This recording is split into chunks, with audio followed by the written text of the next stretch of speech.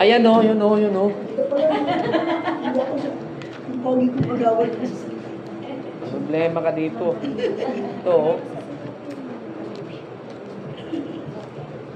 Kaya nga dito para i-review mo. Next item from Barangay Amihan, Resolution number 27, Series 2024. Barangay Resolution adopting the SK Resolution of 2023 stating that reviving of the recently deconstructed Banuyo Basketball Court, Barangay Amihan, Quezon City, will revitalize sports activities, health and wellness of our residents, and in respect of numerous requests of the said revival and for other purposes. The resolution number 27 series of 2024 of Barangay Amihan is now open for view. The proponent is recognized. Paglaban mo, kagawad ha. Good afternoon po, Mr. Chair. I'm Attorney Castillo of Barangay Amihan, Barangay Kagawad, former SK Chairman, batch ko 2018 to 2020. Ito pong resolution na nakasaad po dito. It is stated here that now we are adopting the resolution of 2023. So yung SK resolution ko po, ganun din po. Lumpisahan ko po ito bilang SK.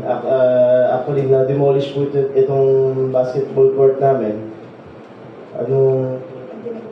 2019 during the road clearing operation, sir. So, ito pong basketball court, tinayo siya, kung di po ako nagkakamali, during 1960s. So, during 1960s up to 2019, siya nakatayo yung basketball court. So, mga lolo ko na po yung mga nag-establish nito court.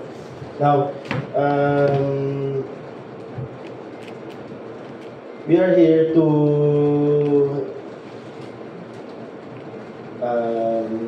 defend or para mahingi yung konsiderasyon, sir, attorney. Kasi para sa amin,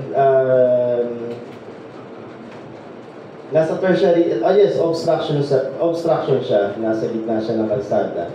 Pero wala pa po kami case na nangyari na may na-aksidente dun sa lugar, na may nagbangga ang kotse or ano po. And isa pa po, sana ma-consider din na nakalagay siya sa gitna ng kalsada pero sa tertiary road po siya or residential road. Yung basketball court na nandito sa resolution. Okay, any comment from the members? Marami, Mr. Chair, naguguluhan na po eh. Unang tanong, kay kagawad. Sabi mo, natayo yon mula pa 1960. Hindi pa ako pinanganak noon. Ikaw, hindi pa alam kung saan ka. Yan, natayo yan. Tapos, during the SK resolution adoption, ikaw rin po ang SK chair noong panahon na yan? Yes, sir. Last year lang po. Last year. Last year. Pero alam mo na bawal gagawin ang streets. Yes. Maski sinasabi mong nasa looban yan eh. Kaya nga nag-aaway si Abante yung sa Maynila eh. Yung ginawa. So, ibig sabihin talagang with regard to clearing operations, talagang walang pinapayagan na gamitin ang streets na magiging gawing basketballan. Di ba? Ngayon, bakit kailangan po doon? Wala na ba iba pa? Wala na pong space sa lugar namin. Pero attorney, meron po dito pala sa resolution, sa barangay resolution. May nakalagay po dito na movable court na po siya.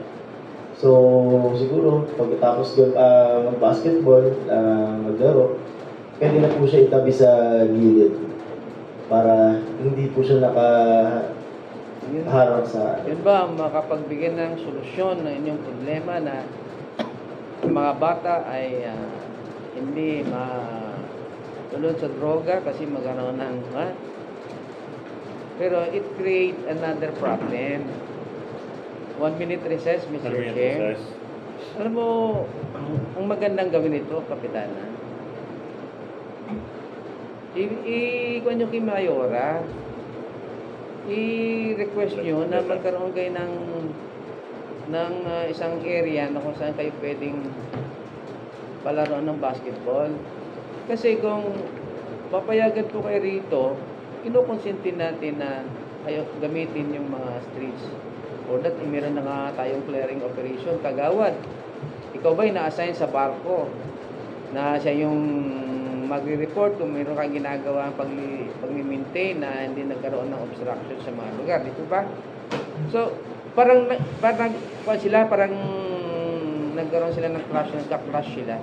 Ngayon, yung resolution ng SK, hindi mo dapat i-adapt. Kasi ang resolution SK, sariling resolution po nila yun eh. So, hindi na dapat i-adapt dito sa Sangguniang Barangay. Gagawin lang ng basihan ng Sangguniang Barangay, whereas there is a resolution by the Sangguniang Pass, ganyan. So, you come up now with your own resolution. Hindi mo isasakit yung resolution na ginawa ng SK. You just make it a basis na merong SK resolution. Ayan, dinuro ko na ha. Kasi lumalabas dito, ang main Sangguniang Barangay na ngayon na mag-a-adapt ng resolution ng SK, parang hindi yata, di ba? Kasi ang gumagawa ng batas, resolution, di Sangguniang Barangay, sir. Di ba?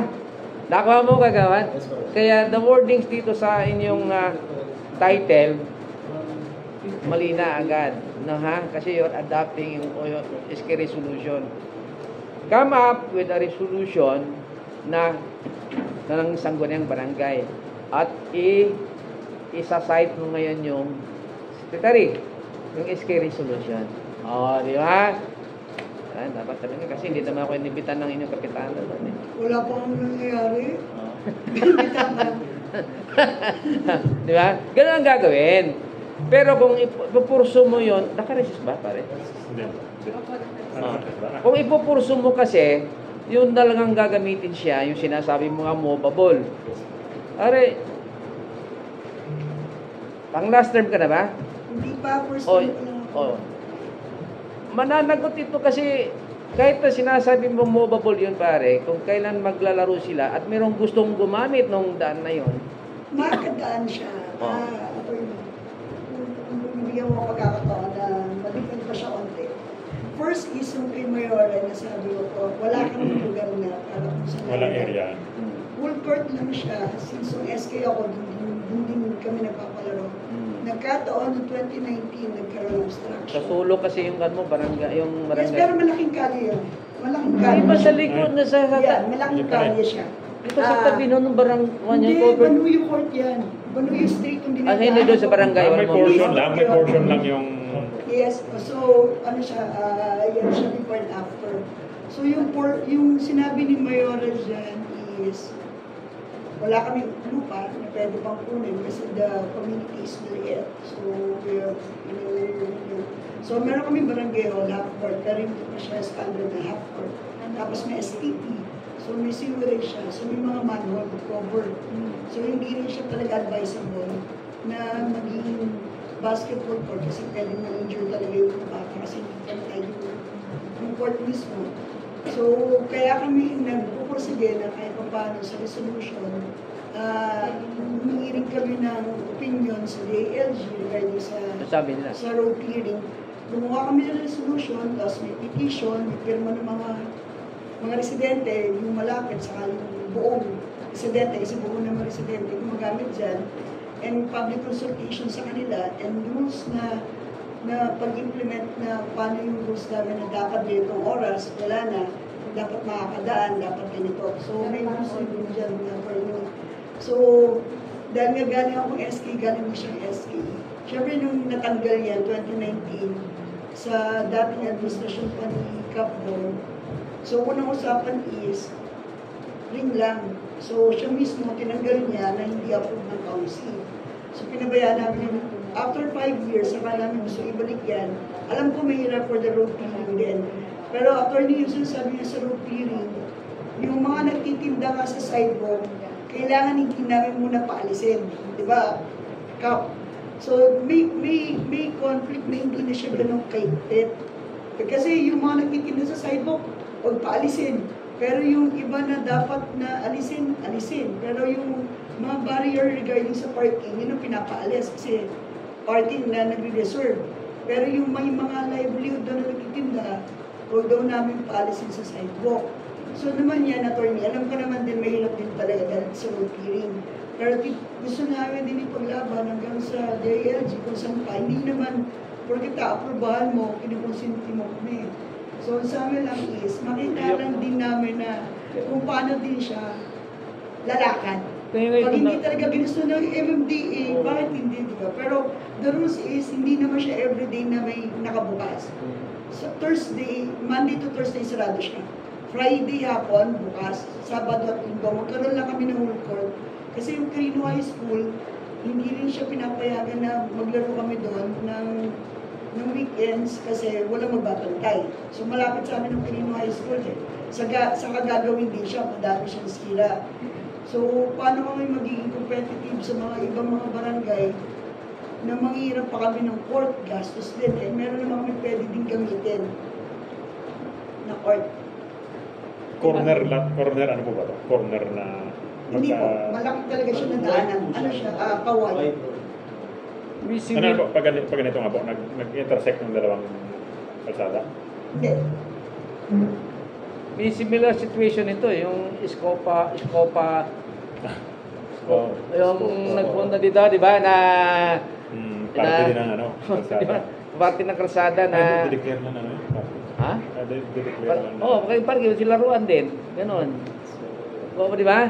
Ganon rin ang sitwasyon dyan eh. Pinagkaiba namin ito, covered court sila. So, ito malaki. Oo, Ito open po. court. Saan yung ano ito? Ito. Yung itong ring. Ring. Ito. Sa gitna. Yes. So, dito siya. Yung isa. Tapos nandito yung Isa. isa. Ito. Yan. Okay.